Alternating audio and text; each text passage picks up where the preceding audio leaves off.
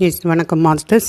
பிதாமக பத்திரிஜிக்கு என்னுடைய நன்றி வணக்கத்தையும் தெரிவித்துக் கொண்டு, இல்லாமல் இறைவனுக்கும் என்னுடைய நன்றி வணக்கத்தையும் தெரிவித்துக் கொண்டு, இன்றைக்கி நம்ம அடுத்த கொடிக்கவியில் என்ன சொல்கிறாங்க அப்படிங்கிறத பார்க்கலாம்.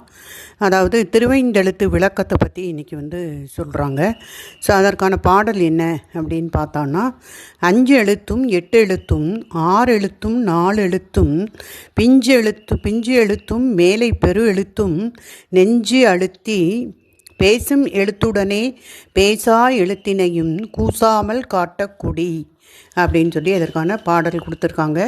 அப்போ அதற்கான தெளிவுரை என்ன அப்படின்னு பார்க்கும்போது, சி வா ய ந ம என்னும் 5 எழுத்துக்களையும் ஓம் ஹாம் ஹௌம் சிவாய நம என்னும் 8 எழுத்துக்களையும் ஓம் நம சிவாய என்னும் 6 எழுத்துக்களையும் ஓம் சிவாய என்னும் 4 எழுத்துக்களையும் வா என்னும் பிஞ்சு எழுத்தையும் சி என்னும் மேன்மை தகு பெரிய எழுத்தையும் உள்ளத்தில் அழுத்தமாக இணைந்து தியானம் செய்ய வேண்டும் அப்படின்னு சொல்கிறாங்க. அப்போ இந்த இடத்துல என்ன அப்படின்னா, அதாவது 5 எழுத்துன்னு சொல்லும்போது சிவாய நம, அது அப்புறம் 8 எழுத்து அப்படின்னா ஓம் ஹாம் ஹௌம் சிவாய நம. ஓகே மாஸ்டர்ஸ், அதாவது ஓம் ஆம் ஹௌம் ஹௌம் அப்படின்னு சொல்லி அப்புறம் சிவாய நம, அது 8 எழுத்து. அப்புறம் ஓம் நம சிவாய அப்படிங்கிறது ஓம் சேரும்போது அது 6 எழுத்து. ஓம் சிவாய என்னும் 4 எழுத்து, வா என்னும் பிஞ்சு எழுத்து, சி என்னும் மேன்மைத்தகு பெரிய எழுத்து, இவற்றை உள்ளத்தில் அழுத்தமாக நினைந்து நாம் தியானம் செய்ய வேண்டும். அந்நிலையில் வா என்னும் பேசும் எழுத்து ஆகிய திருவருள் சி என்னும் பேசுதற்கு அரிய சிவபெருமானை எளிதில் 2 கலந்து இருக்கும்படி செய்தருளும். அப்போ அந்த இடத்துல என்ன சொல்கிறாங்க அப்படின்னா, இந்த வா அப்படிங்கிற அந்த எழுத்து பேசும் எழுத்து, வா என்னும் பேசும் எழுத்து ஆகிய திருவருள். அப்போ அந்த திருவருளை தான் வா அப்படிங்கிறது குறிக்குது, அது பேசும் எழுத்துன்னு சொல்கிறாங்க. சி என்னும் அந்த பேசுதற்கு அரிய அந்த சிவபெருமானை எளிதில் 2 கலந்திருக்கும்படி செய்து அருளும். அப்போ திருவருள் வழியாக தான் இறைவனை நாம் அறிய முடியும், கலக்க முடியும் இல்லையா? அதனால் அவங்க என்ன சொல்கிறாங்க, வாய் என்னும் பேசும் எழுத்து ஆகிய இந்த திருவருள் சி என்னும் பேசுதற்கு அரிய சிவபெருமானை எளிதில் 2 கலந்திருக்கும்படி செய்தருளும். இந்த உண்மை நிலையை உலகுக்கு எடுத்துரைக்கும் பொருட்டு இக்கொடி இங்கு கட்டப்பட்டது. அப்போ இந்த உண்மை நிலையை இந்த உலகுக்கு எடுத்துரைக்கும் பொருட்டு இக்கொடி கட்டப்பட்டது அப்படின்னு உமாபதி சிவாச்சாரியார் சொல்கிறாங்க. ஸோ 5 எழுத்தினை சிவாய நம என்னும் சிவைய நம என்று வகாரத்தை குறியிலாகவும் உச்சரிக்கலாம். அப்போ சிவைய நம அப்படின்னு சொல்லி இதை இந்த வகாரத்தை அதாவது சிவாய நம அப்படிங்கிறதுக்கு பதிலாக 5 எழுத்தினை சிவைய நம அப்படின்னு சொல்லி நாம் உச்சரிக்கலாம் அப்படின்னு சொல்கிறாங்க. சிவைய நம என்று வகாரத்தை குறியாகவும் நாம் குறிலாகவும் உச்சரிக்கலாம். Sorry master, குறிலாகவும் உச்சரிக்கலாம். அப்போ வழக்கு பற்றி வகாரம் நெடிலாக காட்டப்பட்டது. வழக்கமாக சிவாய நம அப்படின்னு நம்ம சொல்கிறோம் இல்லையா, அதுக்கு அது வகாரம் அங்கே நெடிலாக காட்டப்பட்டிருக்கு. குறிலாகவும் வச்சு வான்னு சொல்லியும் சிவாய நம அப்படின்னும் நம்ம சொல்லலாம். சிவாய நம அப்படின்னா அந்த இடத்துல என்னென்னா வா அப்படிங்கிறது நெடிலாக அங்கே காட்டப்படுது. ஓகேங்களா? அடுத்த 5 எழுத்தில் சி என்பது சிவத்தை குறிக்கும், வா என்பது அருளை குறிக்கும், ஏ என்பது உயிரை குறிக்கும், ந என்பது மறைப்பாற்றலை குறிக்கும், மா என்பது ஆணவ மரத்தை மட்டுமே குறிக்கும். அதே போல் 8 எழுத்து மந்திரத்தில் வரும் ஓம் ஹாம் ஹௌம் என்னும் 3 எழுத்துக்களும் பீஜ எழுத்துக்களை குறிக்கும். அதாவது ஓம் ஹாம் ஹௌம் என்னும் அந்த 3 எழுத்துக்கள் இருக்கு இல்லையா, ஓம் ஹாம் ஹௌம் அப்படிங்கிற 3 எழுத்துக்களும் பீஜ எழுத்துக்கள் அப்படின்னு சொல்கிறாங்க. பீஜம் அப்படின்னா என்ன அர்த்தம் அப்படின்னா, பீஜம் என்ற சொல்லுக்கு விந்து என்று பொருள். விந்து என்பது என்ன, வீச்சு என்னும் பொருளை உடையது. வீச்சு அப்படின்னா என்ன அர்த்தம், சிதறுதல். இப்போ கதிர் வீச்சு அப்படின்னு நம்ம சொல்கிறோம் இல்லையா, வீச்சு அப்படின்னா சிதறுதல் அப்படின்னு அர்த்தம். அப்போ பீஜ எழுத்துக்கள் அஞ்செழுத்தினுடைய பெருமையை கதிரவனுடைய கதிர்கள் சிதறுவது போல் பரவலாக பரவும்படி செய்வன. அப்போ இந்த பீஜ எழுத்துக்கள் அல்லது பீச எழுத்துக்கள் அப்படின்னு சொல்கிறது இந்த 5 எழுத்தினுடைய பெருமையை இந்த கதிரவனுடைய கதிர்கள் சிதறுவது போல இந்த பரவலாக பரவும்படி இது செய்வன அப்படின்னு சொல்கிறாங்க. இந்த பீஜ எழுத்துக்களாகிய ஓம் ஹாம் ஹௌம் அப்படிங்கிற இந்த 3 எழுத்துக்களும் நமக்கு என்ன அப்படின்னா கதிரவனுடைய கதிர்கள் சிதறுவது போல இந்த அஞ்செழுத்தினுடைய பெருமையை பரவலாக பரவும்படி செய்து அப்படின்னு சொல்கிறாங்க. அதுதான் பீஜ எழுத்துக்கள் அப்படின்னு சொல்கிறாங்க. ஸோ இந்த பீஜ எழுத்துக்களில் உள்ள இந்த சொற்களை சரியாக நாம் உச்சரிக்கணும். தவறினால் எதிர்பாராத தீய விளைவுகளை அது ஏற்படுத்தும். எனவே எட்டெழுத்து மந்திரத்தை மிக மிக கவனமாக தியானிக்க வேண்டும் அப்படின்னு சொல்கிறாங்க. ஏன்னா எட்டெழுத்து மந்திரத்தில் தான் இந்த பீஜ எழுத்துக்களும் 3 இருக்குது. ஓம், சில புக்கில் ஓம் ஹாம் ஹௌம் ஹௌம் அப்படின்னு போட்டிருக்காங்க. ஒரு சில புக்கில் ஓம் ஆம் ஔம் அப்படின்னு போட்டிருக்காங்க மாஸ்டர்ஸ். அப்போ இது பீஜ எழுத்துக்களாக இங்கே சொல்லப்படுது. அப்போ இந்த பீஜ எழுத்துக்களில் உள்ள அந்த சொற்களை நாம் சரியாக நாம் உச்சரிக்கணும். இல்லைன்னா அது தீய விளைவுகளை ஏற்படுத்தக்கூடியதாக இருக்கிறதுனால இந்த எட்டெழுத்து மந்திரத்தை மிக மிக கவனமாகவே நாம் தியானிக்க வேண்டும். அடுத்தது 6 எழுத்து மந்திரத்தில் உள்ள ஓம் பீஜ எழுத்து. இப்போ 6 எழுத்து மந்திரம் அப்படின்னு நம்ம என்ன சொன்னோம் அப்படின்னா ஓம் நம சிவாய. அப்போ அந்த ஓம் அப்படிங்கிறது அந்த இடத்துல பீஜ ஒரு எழுத்தாக இருக்குது. அப்போ இந்த 6 எழுத்து மந்திரத்தில் உள்ள ஓம் பீஜ எழுத்தாகும். மற்ற பீஜங்களை உச்சரிக்கும் போது ஏற்படக்கூடிய பயம் இதற்கு இல்லை. ஏன்னா இங்கே ஓம் அப்படிங்கிற ஒரு பீஜ எழுத்து தான் இங்கே இருக்குது. ஆனால் 8 எழுத்து மந்திரத்தில் ஓம் ஹாம் ஹௌம் அப்படின்னு 3 பீஜ எழுத்து இருந்தது. அது கொஞ்சம் நமக்கு இது தவறாக நம்ம சொல்லிட்டோம், உச்சரிச்சிட்டோம் அப்படின்னா ஒரு தவறான ஒரு எதிர்பாராத ஒரு தீய விளைவுகளை ஏற்படுத்துங்கிறதுனால அந்த 8 எழுத்து மந்திரத்தை மிக கவனமாக தியானிக்கணும். ஆனால் இப்போ இங்கே உள்ள அந்த 6 எழுத்து மந்திரத்தில் ஓம் மட்டும்தான் இங்கே பீஜ எழுத்து இல்லையா? அதனால் இது என்ன அப்படின்னா மற்ற பீஜங்களை உச்சரிக்கிறது மாதிரி இந்த 8 எழுத்து மந்திரத்தை உச்சரிக்கிற மாதிரி ஏற்படக்கூடிய பயம் இதில் இல்லை அப்படின்னு சொல்கிறாங்க. ஸோ இது நமசிவாய என்னும் அந்த தூல பஞ்சாக்கரத்தை வலுப்படுத்துகிறது. இப்போ ஓம்னு அதோடு சேர்க்கும்போது இந்த நமச்சிவாய அப்படிங்கிற அந்த தூல பஞ்சாக்கரத்தை இது நமக்கு வலுப்படுத்துகிறது. எனவே இதனை ஓதுவதல் சிறப்பானது அப்படின்னு சொல்கிறாங்க. எப்போவுமே அந்த ஓம் சேர்க்கும்போது அந்த மந்திரத்தை அது வலுப்படுத்தும் அப்படின்னு சொல்கிறாங்க. Okay masters. அடுத்தது போற்றி ஓம் நம சிவாய என்னும் அந்த திருவாசகத்தால் நாம் இதையும் உணரலாம். ஏன்னா திருவாசகத்தில் போற்றி ஓம் நம சிவாய அப்படின்னு சொல்கிறாங்க இல்லையா, அதில் வருது. அதை வச்சு நம்ம உணரலாம். அடுத்து 4 எழுத்து மந்திரத்தில் உள்ள ஓம் பீஜ எழுத்தாகும். இது சிவாய என்னும் அந்த சுக்கும பஞ்சாக்கரத்தை வலுப்படுத்துகிறது. அதாவது இப்போ நம்ம ஓம் சிவாய அப்படின்னு நம்ம சொல்கிறோம் இல்லையா, அப்போ இந்த இடத்துலையும் ஓம் அப்படிங்கிறது என்ன அப்படின்னு பார்க்கும்போது பீஜ எழுத்து. அப்போ இது சிவாய என்னும் அந்த சுக்கும பஞ்சாக்கரத்தை இது வலுப்படுத்துது. அடுத்து சிவாய என்பது 3 எழுத்துக்களை மட்டும் உடையதாக உள்ளது. இது எப்படி அஞ்செழுத்தாகும் அப்படின்னு கேட்பாங்க இல்லையா. அப்போ இந்த எழுத்துக்கள் கூடினாலும் குறைந்தாலும் இந்த பஞ்சாக்கர பேதம் அனைத்தும் அஞ்செழுத்தே என சிவஞான சுவாமிகள் சிவஞான சித்தியார் காப்பு செயல் உரையில் அவர் கூறியிருப்பதாக சொல்கிறாங்க. அப்போ நமக்கு இந்த அஞ்செழுத்து மந்திரத்தை 3 எழுத்தாகவும் 4 எழுத்தாகவும் இப்படி சொன்னாலும் இது எப்படி அஞ்செழுத்தான்னு ஒரு கேள்விக்கு அவங்க பதில் சொல்கிறாங்க. எழுத்துக்கள் கூடுனாலும் குறைஞ்சாலும் அதாவது 4 எழுத்து மந்திரமோ அல்லது 5 எழுத்து மந்திரமோ 3 எழுத்து மந்திரமோ அந்த மாதிரி இருந்தாலும் கூட இந்த பஞ்சாகர பேதம் அனைத்துமே இந்த அஞ்செழுத்து எல்லாமே இந்த அஞ்செழுத்து தான். அது 4ஆக இருந்தாலும் 3ஆக இருந்தாலுமே இது அஞ்செழுத்து மந்திரம் தான் அப்படின்னவங்க சிவஞான சுவாமிகள் சிவஞான சித்தியாரில் காப்பு செயலில் உரையில் கூறியதை இங்கே சொல்கிறாங்க. ஸோ சிவாய சிவ அப்படின்ற அந்த அஞ்செழுத்தினுடைய சுருக்கமான அமைப்பே சிவாய. சிவாய சிவ அப்படிங்கிற அந்த அஞ்செழுத்தினுடைய சுருக்கமான அமைப்பு தான் சிவாய அப்படின்னும் நாம் கொள்ளலாம் அப்படின்னு சொல்கிறாங்க. அப்போ இதுக்கு பிரமாணமாக என்ன சொல்கிறாங்கன்னா, அதாவது சிவாய நம என சித்தம் ஒருக்கி அவாயம் அறவே அடிமையது ஆக்கி சிவாய சிவசிவ என்றே சிந்தை அவாயம் கெட நிற்க ஆனந்தம் ஆமே அப்படின்னு திருமந்திரம் அருளி செய்யப்பட்டிருக்கு. அப்போ அதுலேருந்து நமக்கு அது தெரிய வருதுன்னு சொல்கிறாங்க. ஸோ அந்த சிவாய அப்படிங்கிறது ஒரு 3 எழுத்து கொண்டதாக தானே இருக்குது. அது எப்படி அஞ்செழுத்தாகும் அப்படின்ற கேள்விக்கு தான் அவங்க சொல்கிறாங்க, எழுத்துக்கள் கூடுனாலும் குறைஞ்சாலும் இந்த பஞ்சாக்கர பேதம் அனைத்துமே அஞ்செழுத்து தான் அப்படின்னு சொல்கிறாங்க. அதே மாதிரி இதை சிவாயன்னு மட்டும் இல்லை, அதனுடைய முழு விரிவாக்கம் என்னென்னா சிவாய சிவ அப்படிங்கிற அந்த அஞ்செழுத்தினுடைய சுருக்கமான அமைப்பு தான் இந்த சிவாய அப்படின்னு சொல்லிட்டு இந்த திருமந்திரத்தில் வந்திருக்கக்கூடிய பாடலையும் நமக்கு இங்கே எடுத்து காட்டியிருக்காங்க.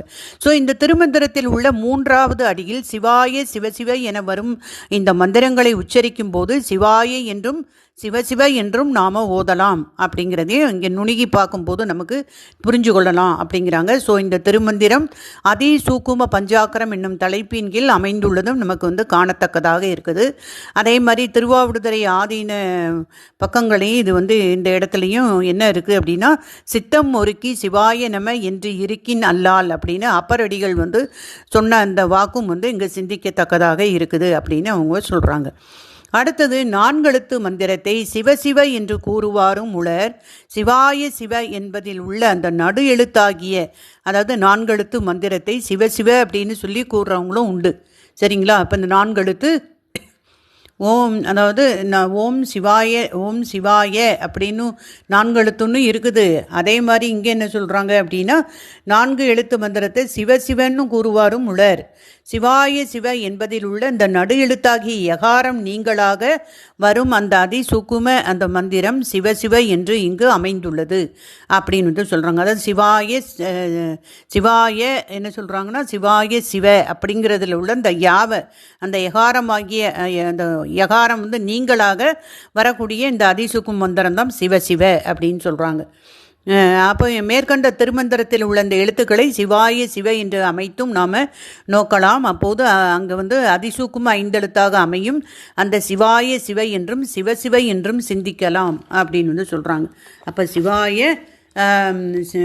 சிவாய அப்படிங்கிறதையும் நம்ம அந்த மாதிரி சிவாய சிவ அப்படிங்கிறதுக்கு பதிலாக சிவசிவ அப்படின்னு சொல்லி நாம் சிந்திக்கலாம் அப்படின்னு சொல்கிறாங்க. அடுத்து பிஞ்சு எழுத்தாகிய இந்த உகாரம் திருவருளை குறிக்கும். இப்போ இந்த இடத்துல பிஞ்சு எழுத்தாகிய உகாரம் திருவருளை குறிக்கும். ஆன்மாக்களினுடைய இந்த எளிமையான இயல்புக்கு ஏற்ப எளிதில் பற்றுதற்கு உரிய மென்மை உடையது ஆகலின் அது பிஞ்சு எழுத்து எனப்பட்டது. அப்போ இந்த இடத்துல பிஞ்சு எழுத்து அப்படின்னு அவங்க சொல்கிறாங்க. அதாவது பிஞ்சு எழுத்துன்னு சொல்லி உகாரத்தை சொல்கிறாங்க. ஓகேங்க மாஸ்டர்ஸ். அப்போ இந்த பிஞ்செழுத்தாகிய உகாரம் திருவருளை குறிக்குது. ஸோ ஆன்மாக்களுடைய இந்த எளிமையான இயல்புக்கு ஏற்ப எளிதில் பற்றுதற்கு உரிய மென்மை உடையது இந்த திருவருள். அதனால் இதை பிஞ்செழுத்து அப்படின்னு சொல்கிறாங்க உகாரத்தை. அடுத்தது என்னென்னா, பெரு எழுத்தாகிய இந்த சிகாரம். சிகாரம் அப்படிங்கிறது சிவபெருமானை குறிக்கும். அப்போ அந்த பெறுதற்கு அரிய பொருட்கள் எல்லாவற்றினும் பெரியதாக சிவபெரும்பொருள் இருப்பதால் அல்லது உள்ளமையால் அதனை குறிக்கும் பெரு எழுத்து அப்படின்னு சொல்லி நம்ம சொல்கிறோம் அப்படின்னு சொல்கிறாங்க. அப்போ திருவருளினுடைய உதவியின்றி சிவனடியை கூடுதல் இயலாமை பற்றி அருளை பிஞ்சாக காட்டி அரணை பெரிய நிலையில் வைத்து இங்கே காட்டுறாங்க. ஸோ இது இதுவரை நம்ம கொடிக்கவி அப்படிங்கிற இந்த நூலில் உள்ள செய்திகளை நம்ம பார்த்துருக்கோம். இனி 5 எழுத்து பற்றிய சிறிய அரிய விளக்கத்தையும் கொடுத்துருக்காங்க. அது என்னங்கிறத நம்ம பார்ப்போம். அதாவது என்ன சொல்கிறாங்க அப்படின்னா, இப்போ என்ன சொல்கிறாங்க, அதாவது முந்தை முதல் மந்திரங்கள் எல்லாம் தோன்றும் முதலாகும் முதல்வனார் அஞ்செழுத்து அப்படின்னு சேக்கிலார் பெருமான் அருளி செய்து இருப்பதிலிருந்து நம்ம எல்லா மந்திரங்களுக்கும் தலையாய இந்த மந்திரம் அஞ்செழுத்து மந்திரமே அப்படிங்கிறத நாம் தெரிகிறோம். எனவே அது மந்திர வேந்து அப்படின்னு போற்றப்படுது. ஓகே மாஸ்டர்ஸ், மந்திர வேந்து அப்படின்னு அதை சொல்கிறாங்க. ஏன்னா எல்லா மந்திரங்களுக்கும் தலையாய மந்திரமாக இந்த 5 எழுத்து மந்திரம் இருக்குது. இந்த 5 எழுத்து 5 எழுத்து திருவைந்தெழுத்து பஞ்சாக்கரம். அந்த 5 எழுத்தானது திருவைந்தெழுத்து பஞ்சாக்கரம் எனப்படுகிறது. இது தூலம் சூக்குமம் அதிசூக்குமம் என 3 வகைப்படும். இப்போ அது காரணம் மகா காரணம் அப்படின்னு இருக்குது. இங்கே 3 பற்றி இங்கே சொல்லியிருக்காங்க. ஸோ நமச்சிவாய தூலம், சிவாய நம சூக்குமம், சிவய சிவ இது அதிசூக்குமம். 5 எழுத்து வடிவமாகவே இறைவன் உள்ளமையால் அத்து அவனுக்கு பெயராகவும் அமைந்துள்ளது. அப்போ 5 எழுத்து வடிவமாகவே இறைவன் இருப்பதனால அவனுக்கு அது அவனுக்கு பெயராகவும் நாமமாகவும் இருக்குது அப்படின்னு சொல்கிறாங்க. அதனால தான் இதில் திருவாசகத்தில் நாதன் நாமம் நமச்சிவாயவே அப்படின்னு அங்கே வருது அப்படின்னு சொல்லி சம்பந்த பெருமான் திருவாக்கினாலே நம்ம அறிந்து கொள்கிறோம். அப்புறம் என்ன அப்படின்னா, திருவாசகத்திலோட சிவபுராணத்துலேயும் இப்படி தான் வரும். அப்போ முதல்ல அவருடைய பெயர் என்ன, அப்படி பெயர் அவருடைய அந்த 5 எழுத்து அப்படிங்கிறது அவனுடைய இறைவனுடைய வடிவமாகவும் அதுவே அவனுடைய பெயராகவும் அமைஞ்சிருக்கும். அப்போ நமச்சிவாய வாழ்க நாதன் தாழ் வாழ்க இமைப்பொழுதும் என் நெஞ்சில் நீங்காதான் தாழ் வாழ்க அப்படின்னு நமக்கு இந்த சிவபுராணம் படிக்கும். அப்போ நமச்சிவாய வாழ்க நாதன் தாழ் வாழ்க. நமச்சிவாய அப்படிங்கிறது அவனுடைய பேர் நமச்சிவாய வாழ்க. நாதன் தாள் வாழ்க அப்படின்னு வருது இல்லையா. ஸோ அவனுடைய அந்த அஞ்செழுத்து வடிவமாகவே அவன் வந்து இருக்கிறதுனால அவனுக்கு பெயராகவும் அது வந்து அமைந்திருக்குது. அப்புறம் வந்து இந்த படைக்கலமாக உன் நாமத்து எழுத்து அஞ்சு என் நாவில் கொண்டேன் அப்படின்னு அப்பர் மூர்த்திகளுடைய அருள் வாக்கினாலும் இதை நாம் உணர முடியுது. ஸோ நமச்சிவாய என்றால் மந்திரம், நமச்சிவாய என்றால் நாமம் என்பது நினைவு கொள்ளத்தக்கது. இப்போ நமச்சிவாய அப்படின்னாலே அவனுடைய நாமம், அவனுடைய பேர், அதனால் நமச்சிவாய வாழ்க அப்படின்னு நம்ம சொல்கிறோம். அதே மாதிரி நமச்சிவாய அப்படிங்கிறது ஒரு மந்திரம். இது வந்து ஓம் சேர்த்து விட்டால் நாமமும் மந்திரமாகி விடும். அப்போ அந்த ஓம் நம்ம சேர்த்து ஓம் நமச்சிவாயன்னு சொல்லும்போது அவனுடைய பேர், அவனுடைய நாமமும் அங்கே வந்து மந்திரமாக ஆகுது அப்படின்னு வந்து சொல்கிறாங்க. அடுத்தது இந்த அஞ்செழுத்து மந்திரத்தில் உள்ள ஒவ்வொரு எழுத்தும் ஒவ்வொரு சொல்லை குறிக்கும். அதாவது பதத்து 7 மந்திரம் 5 எழுத்து ஓதி என்று அப்பரடிகள் அருளி செய்துள்ளமையாலும் அந்தியும் நண்பகலும் 5 பதம் சொல்லி அப்படின்னு சுந்தர பெருமானுடைய தூமொழியாலும் நாம் வந்து இதை உணரலாம் அப்படின்னு வந்து சொல்கிறாங்க.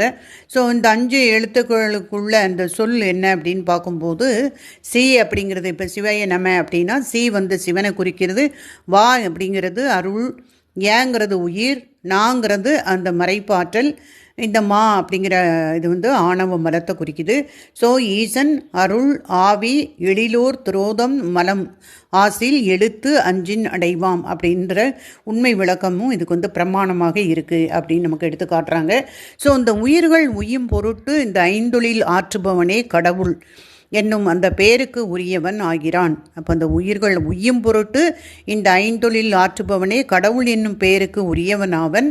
சிவபெருமான் அஞ்செழுத்தில் வடிவமாக நின்றே ஐந்தொழில் ஆற்றுகின்றான்.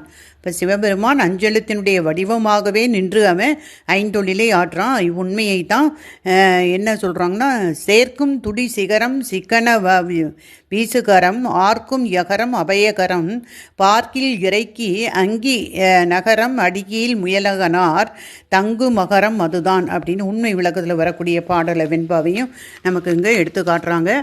ஸோ உலக பற்றில் அழுந்தி நிற்கக்கூடிய இந்த உயிர்களின் பொருட்டு நம என்னும் 2 எழுத்துக்களிலும் இறைப்பற்றில் அழுத்தி நிற்கக்கூடிய உயிர்களை உய்விக்கும் பொருட்டு சிவ என்னும் 2 எழுத்துக்களிலும் நின்று சிவபெருமான் முறையே ஊன நடனத்தையும் ஞான நடனத்தையும் நிகழ்த்துகின்றான். அப்போ அந்த உலக பற்றில் அழுந்தி நிற்கக்கூடிய இந்த உயிர்களினுடைய பொருட்டு தான் நம என்னும் 2 எழுத்துக்களிலும், நம அப்படிங்கிற 2 எழுத்து, இப்போ நமக்கு வந்து நம அப்படிங்கிற எழுத்து, அப்புறம் நமங்கிறது நமக்கு தெரியும் இல்லையா, மறைப்பாற்றில் மாங்கிறது மனம். அப்போ இந்த 2 எழுத்துக்களிலும் இறைப்பற்றில் அழுத்தி நிற்கும் இந்த உயிர்களை உய்விக்கும் பொருட்டு இந்த மலங்கள்லையும் இந்த மறைப்பாற்றலையும் கடந்து கிடக்கிற இந்த உயிரை வந்து உய்விக்கும் பொருட்டு சீவ என்னும் 2 எழுத்துக்களிலும் இறைவன் என்று. அப்போ சீங்கிறது சிவன், சிவபெருமானை குறிக்கிறது, வாங்கிறது அவனுடைய அருளை குறிக்கிறது. அந்த 2 எழுத்துக்களை நின்று சிவபெருமான் முறையே ஊன நடனத்தையும் ஞான நடனத்தையும் நமக்கு நிகழ்த்துகிறான். இதனை ஊன நடனம் ஒரு பால் ஒரு பாலாம் ஞான நடனம் தான் நடுவே நாடு என்னும் திருவருட்பயன் வந்து நமக்கு இங்கே வந்து தெளிவுறுத்துவதாக அமைந்திருக்கு. அப்புறம் வந்து சிவபெருமான் அவரை வந்து எண் குணம் உடையவன், அஃது அவனுக்கு உள்ள சிறப்பு இயல்பு. அப்போ அந்த எண் குணங்களில் ஒன்றாகிய அருளுடைமை என்னும் இந்த குணத்தை கொண்டே இறைவன் உயிர்களை உய்யும் பொருட்டு அனாதியே ஐந்தொழில் ஆற்றி வருகிறான். அப்போ அவனுடைய எண் குணங்களில் ஒன்று வந்து அருள் உடைமை, அவனுடைய திருவருள், அந்த அருள் உடைமை, அந்த குணத்தை கொண்டு தான் இறைவன் நம்ம அந்த ஆன்மாக்கள் அல்லது உயிர்கள் வந்து உய்யும் பொருட்டு அனாதியே ஐந்தொழிலை ஆற்றி வர்றான். அஞ்செழுத்தின் வழியே நின்று இறைவன் ஐந்தொழில் ஆற்றுவதால் அஞ்செழுத்து அனாதியே உள்ளது அப்படிங்கிறது நமக்கு தெரியுது. அப்போ வந்து அஞ்செழுத்தின் வழியே நின்று இறைவன் ஐந்தொழில் ஆற்றுவதனால அஞ்செழுத்து அப்படிங்கிறது அதுவும் அனாதியே உள்ளது அப்படிங்கிறதும் நமக்கு தெரியுது. ஓகே மாஸ்டர்ஸ், இந்த ஐந்தெழுத்து அப்படிங்கிறது மனாதியே உள்ளது என்னும் அந்த கூத்தாடும் குணமுடையோன் என்னும் சம்பந்த பெருமானுடைய திருவாக்குனால நாம் இதை வந்து அறியலாம். அதே மாதிரி அனாதியே ஆணவ மலத்தை பற்றி அறிவு செயல்களை இழந்து கிடக்கும் இந்த உயிர்களிடத்து இறைவன் கொண்டுள்ள இரக்கம் ஒன்றே காரணமாக மாயையிலிருந்து அவன் உலகத்தை படைத்து உயிர்களுக்கு உதவுகிறான். அப்போ அனாதியே ஆணவமலத்தை பற்றி அறிவு செயல் எல்லாத்தையுமே இழந்து கிடக்கக்கூடிய இந்த உயிர்களிடத்து இறைவன் கொண்டிருக்கக்கூடிய ஒரே கருணை, அந்த இரக்கம் ஒன்றே காரணம். அதன் மூலமாக மாயையில் காரணம், அதாவது இரக்கம்ங்கிற ஒரு கருணை நம்ம மேலே இருக்குது, அது ஒன்று தான் காரணம். அதனால் அவன் என்ன பண்ணுறான், மாயையிலிருந்து இந்த உலகத்தை படைச்சி உயிர்களுக்கு உதவுகிறான். அவ்வாறு படைக்க தொடங்கும் போது இறைவன் மாயையினை கலக்குகிறான், முதல்ல கலக்கிறான் மாயையை. அவ்வாறு கலக்கும் போது அங்கே ஓர் ஓசை எழுகிறது. அந்த ஓசை அஞ்செழுத்து வடிவில் எழுகிறது அப்படின்னு சொல்கிறாங்க. இப்போ மாயையினுடைய காரியங்கள் தான் நமக்கு இந்த உலகம் படைப்பு எல்லாமே. ஸோ அந்த மாயையில் முதல்ல அந்த மாயையை கலக்கி அதுலேருந்து தானே நம்ம காரியப்படுத்துகிறான் மாயையை. அப்போ அப்படி முதல்ல கலக்கும் போது அப்போ இந்த கலக்கத்திலேருந்து ஒரு ஓசை அதிலேருந்து வருது. அந்த ஓசை இந்த அஞ்செழுத்து வடிவில் அது எழுகிறது அப்படின்னு சொல்கிறாங்க. எனவே எல்லா ஓசைகளுக்கும் ஒலிகளுக்கு மூலமாய் இருப்பது இந்த அஞ்செழுத்தே என்பது நமக்கு பெறப்படும். ஓகேங்களா? அப்போ எல்லா ஓசைகளுக்கும் இந்த ஒலிகளுக்கும் மூலமாய் இருப்பது இந்த அஞ்செழுத்து. ஏன்னா இந்த மாயை அவன் கலக்கும்போது அங்கேருந்து வந்த ஒரு சவுண்டு இந்த ஓசை, அதாவது இந்த அஞ்செழுத்து வடிவில் அந்த ஓசை இருந்துதான். அந்த சவுண்டு இந்த அஞ்செழுத்து வடிவில் இருந்தது. அதனால் எல்லா ஓசைகளுக்கும் ஒலிகளுக்கும் மூலமாய் இருப்பது இந்த அஞ்செழுத்து அப்படின்னு சொல்கிறாங்க. ஸோ ஓசை தரும் அஞ்செழுத்தை விதிப்படி உச்சரிக்க அப்படின்னு சிவஞான சித்தியாரில் அருளி செய்ததையும் நமக்கு இங்கே எடுத்து காட்டுறாங்க மாஸ்டர்ஸ்.